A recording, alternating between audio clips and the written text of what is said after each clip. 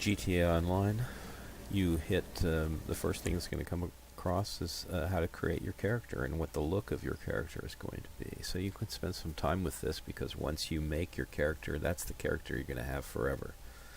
You can create a second character if you want, but you can transfer all of the stats from your first character to your second character. And I believe you can delete a character. So anyway, you can go through this and you make up the character the way you like it. And once you're happy with it, you can finish and start the few missions that are mandatory. You get one from Lamar, and there's a few, 2 or 3 that are mandatory. Do the introduction, the description that they offer, so you can get some more information from them. And then you're out into the open world and free roam. Once you're out in the open world and free roam, it gets to be very interesting, as you're going to have to deal with other players that want to kill you, psychopaths that like to stalk you and kill you over and over. So you're going to have to learn how to deal with that. Otherwise, it can be done in a co-op manner where you're playing with other players to accomplish missions, or you can go player versus player. So I hope this has helped a little bit. Okay, on the PC this is hitting escape, and then online, and then players, and it lists all the players that are in your session. You can leave the session and go to another session. You can click on the players and send them a friend invite, or you can ask them to be kicked from the server for hacking. And over here you can see what their kill-death ratio is, what each of their statistics are. Stamina, strength comes from punching other people out. Shooting skills are going to increase your reload time, I think, and your damage that you can do and whatnot. So it's helpful to have better shooting skills. So if you get into police shootouts, get your 3-star rating and just end up shooting a lot of police, not blowing them up with C4, sticky bombs, or grenades or anything like that. Just shooting, you'll increase this shooting score. Stealth, creeping around, flying. Okay, the next important thing you're going to want to do is you're going to want to make a character first off, but after you get past that and you do the first couple mandatory missions, you're going to want to get a car. Now you're going to get the opportunity to steal a car and have Simeon pay for all the upgrades.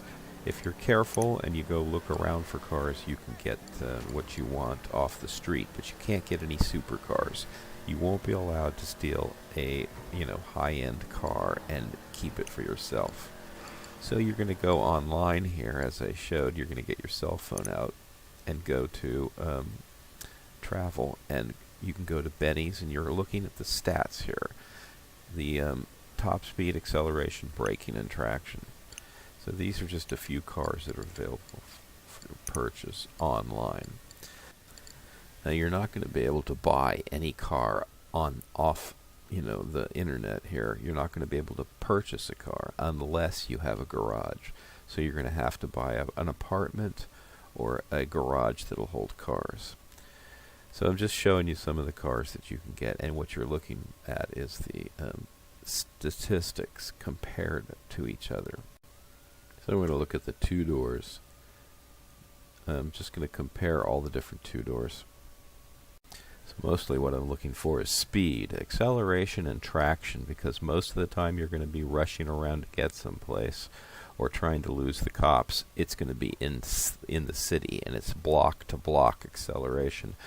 If you're on the freeway, top speed might be an issue, but it's not going to really be that big of a deal. And here we're going to see that motorcycles, even though they're extremely fast, when you look at the specifications, top speed and acceleration, it's not any better than the cars. A $35,000 car and a $16,000 motorcycle are pretty even, except the braking is much better on the bike. If you want an exotic car, you got to go to Legendary Sports, and here you can look at the supercars. And here's a $2.5 million car, the Tyrus. And you look at the acceleration and traction and top speed, and they're all better than the $30,000 car, but not that much. So now let's go to the gun store.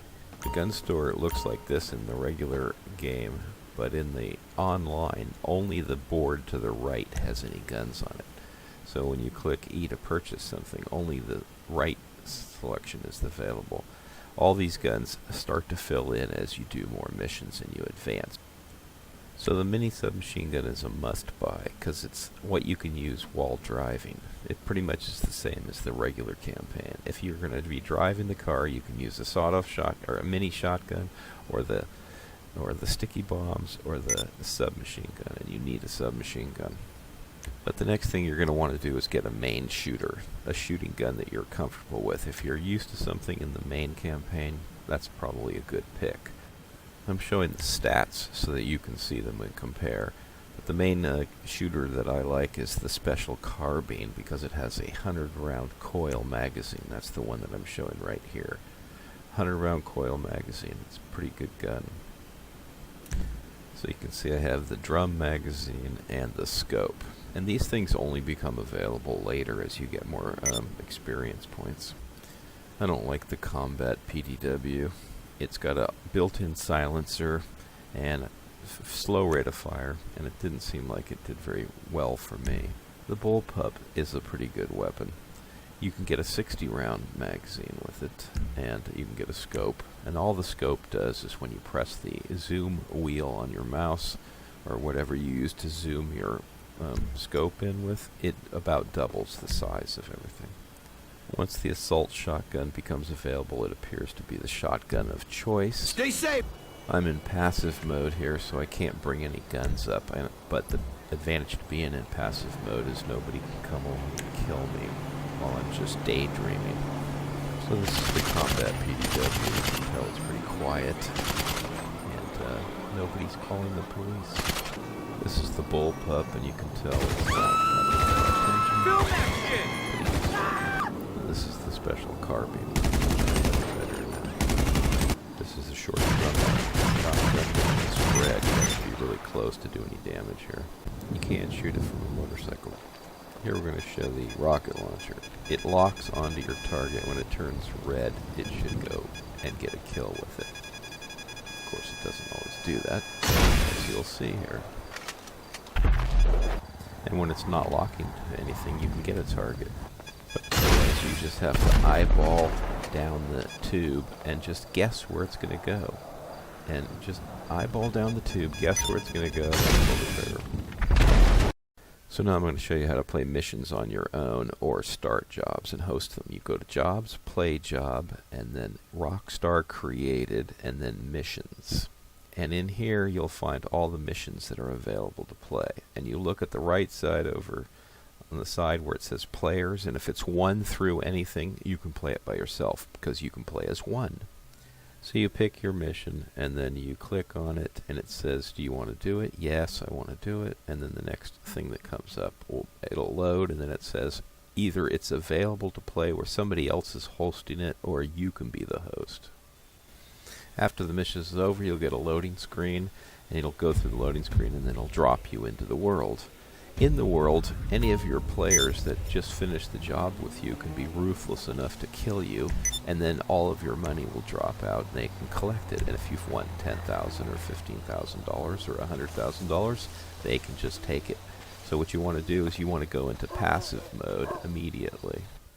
Then bring up your phone and go down to the world down below there, click on it, go to Money and Services, go to Maze Bank, go to Your Account, Main Menu, Deposit, and you'll have the money from your mission that you just made in there. Put the maximum amount in your account, yes, and then after that, if somebody shoots you, they can't take any of your money. And your money will be available to purchase anything you want in game, so you don't need to carry the money around with you. Then you bring your phone up, and you can look for the jobs and go start another job or do something else. So there's a few stores on GTA 5 Online. You just look on the map and you can find them. And you go into the store and then you can purchase food and snacks. And the food and snacks gives you health. So if you hit the button and go into your inventory, you can pick the food and snacks and up your health. So on PC, you hit M and you bring up this window, which allows you to go to your inventory. So here I'm regenerating my health. Going into the inventory and picking snacks, and then go into whatever I have in here, and I'm going to take some of it. Okay, in this I'm showing how overpowered the Kuruma is, the armored Kuruma. And I'm just going in here, and if you look at my green bar, it's hardly going down at all. In fact, I don't think it does go down at all. I'm going to be killing like 15 guys in here without suffering any damage. I don't have to hide behind cover to shoot at them. Just from inside the car, I'm protected. And you can have passengers come with you, and they can also shoot. So you can have 4 passengers in this car.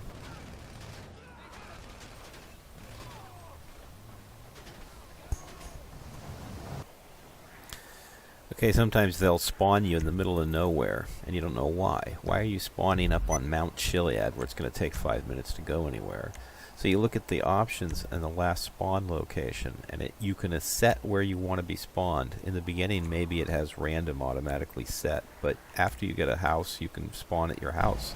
Next, you can go into the interactive menu and go to Vehicles and request a personal vehicle, and it'll respawn your car right next to you.